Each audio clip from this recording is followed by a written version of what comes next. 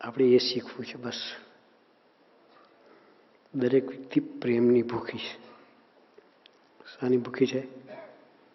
કોઈને જ્ઞાન કૃષ્ણ સત્સંગ કરવા છે તો કોઈ થાય નહીં. પ્રેમને હેત દરેક વ્યક્તિ માગે. કૂતરું હોય ને, કૂતરું તમારી પાસે ભસતું ભસતું આવે ને તમે પ્રેમથી બચકાશો ને તો પૂંછડી હલાવશે. શું કરશે? પૂંછડી હલાવશે. અમે સ્કૂલમાં ભણતા ત્યારે એક પાઠ આવતો હતો. પેલાના જમાનામાં ગુલામી અવસ્થા હતી. ગુલામ વેચતા હતા. જેમ આપણે બળદ વેચે ને એમ માણસોને ગુલામ તરીકે વેચતા હતા. તે એક છોકરાને ગુલામ અવસ્થામાં હરેજી કરીને વેચાણ કર્યો. તમારે ઘેર આવે એટલે એને તમે જે ઉપયોગ કરો, પછી બળદનો આપણે કઈ રીતે ઉપયોગ કરીએ? ગાડે જોડીએ ને ખેતરમાં હલ્લાકડી જોડીએ. ટાઈમે ખાવા બી દઈએ નહીં ને પરણો લઈને મારીએ ખરા. શું કરીએ? એક દોના હાર મારીએ ને, ચરોતરમાં હાર મારે. ખબર નહીં તમારે ધર્મ ભક્તિમાં હાર મારે કે નહીં ખબર નહીં, પણ ચરોતરમાં બળદને હાર મારે એ ધોના હાલે તો. પણ એક ગુલામ અવસ્થા હતી. એક છોકરાને એ રીતે વેચાણ લીધું શેઠિયાએ અને પોતાના મોટી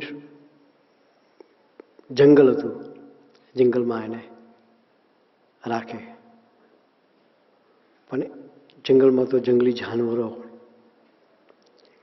તેને જંગલમાં જતો છે એમાં એક વખત સામે કોઈક સિંહ આવી ગયો. શું થાય? કાલે અમે કેયુભાઈ સાથે હતા, એ ગીરના જંગલમાં ફરવા ગયેલા. એને આપણા પૂર્વદર્શીભાઈ, આપણો છોકરો કોઈ આપણો ગીરવાળો નામ કશ્યપભાઈ હતા આપણા, એ લઈ ગયેલા એને. તે રાતે 12 વાગે જંગલમાં સિંહ જોવા નીકળ્યા. એ અંધારું ચારે બાજુ ને ચારે બાજુ જંગલને વચ્ચે ગાડી ઊભી રાખી. પછી કે ઉતરો, કે ભાઈ કે ઉતરવાની વાત કરીને ત્યાં જ કે અમારે તો સિંહ જોયા વગર પાછો પડી ગયો કે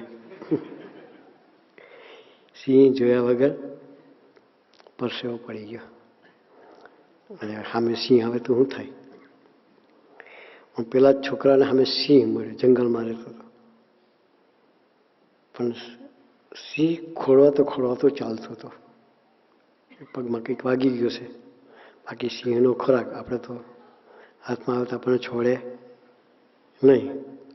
પણ સિંહ પગમાં કંઈક વાગી ગયું છે એટલે ખોળવાતો ચાલતો હતો.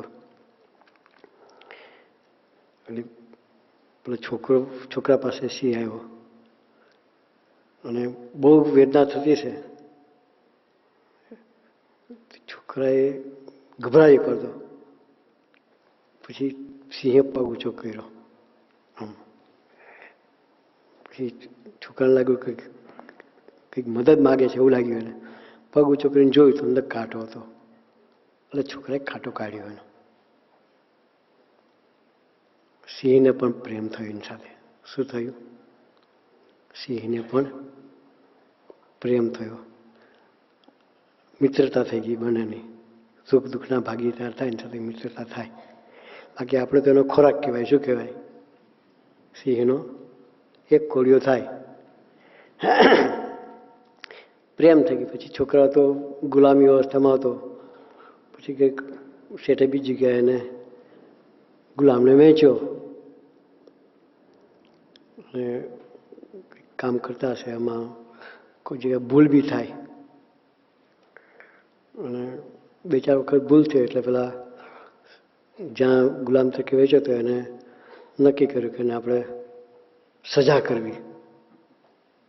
સજા કરવા માટે એક પિંજરામાં એને પૂર્યો. એ પિંજરામાં જે સિંહનું પિંજરું હતું એમાં એને પેલો સિંહ કેટલા દિવસનો ભૂખ્યો રાખેલો. અને ભૂખ્યો સિંહ હોય અને કેટલા દિવસો ખાવાના મળ્યું શું થાય? એ પિંજરા પેલા છોકરા અંદર સજા કરવા માટે અંદર મોકલે છે. અને જેવો અંદર જાય છે તો છોકરો ને સિંહ બે જ્યાં ભેગા થાય છે, સિંહ ઓળખી જાય છે. એટલે સિંહ એના સામે એના પગ ચાટવા લાગી જાય છે.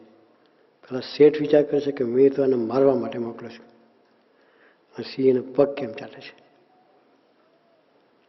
પછી એને નવાઈ લાગે એટલે પછી ખોલે છે, પૂછે છે કે એવું તો શું થયું? આજે નવાઈ લાગી કે સિંહ ભૂખ્યો 3 દિવસ રાખેલો ભૂખ્યો સિંહ તને મારતો નહીં, તારા પગ ચાટે છે કે? ત્યારે પેલા કહ્યું કે એને મદદની જરૂર પડી હતી તો મેં મદદ કરી હતી કે એ આ સિંહ છે કે. પ્રાણીને પણ આપેલો પ્રેમ ભૂલતો નથી. તો સ્વામીજી જે આપણને પ્રેમ આપે છે એવો પ્રેમ આપણે દરેકને આપવો છે. આપણે આટલું જ આપણે શીખવું છે. સ્વામીજીના જીવનમાં જે સ્વામીજીના આ વર્ષ છે એટલે સ્વામીજીનો દીક્ષા વર્ષ છે. સ્વામીજી આપણા માટે 2015માં સ્વામીજીએ દીક્ષા 2065માં દીક્ષા લીધી. 50 વર્ષ પૂરા થાય છે એટલે આપણા માટે આખું વર્ષ એ દીક્ષા વર્ષ તરીકે આપણે ઉજવીએ છીએ. અને શરદ પૂર્ણિમા એ વર્ષ આપણું પૂરું થશે. એ ઉત્સવ આપણે હરિધામમાં ઉજવીશું. આખું વર્ષ સ્વામીજીના એ મહિમામાં આપણે જીવવું છે. સ્વામીજી દરેકને એવો પ્રેમ આપ્યો છે અને આપણને પ્રેમ કરતાં શીખવાડે છે કે દરેક વ્યક્તિને તમે આવો પ્રેમ આપો. પ્રેમે કરીને જે વ્યક્તિ વશ થાય છે, જંગલી પ્રાણી જો વશ થતું હોય તો બુદ્ધિજીવી માણસ વશ થાય કે ના થાય? થાય છે.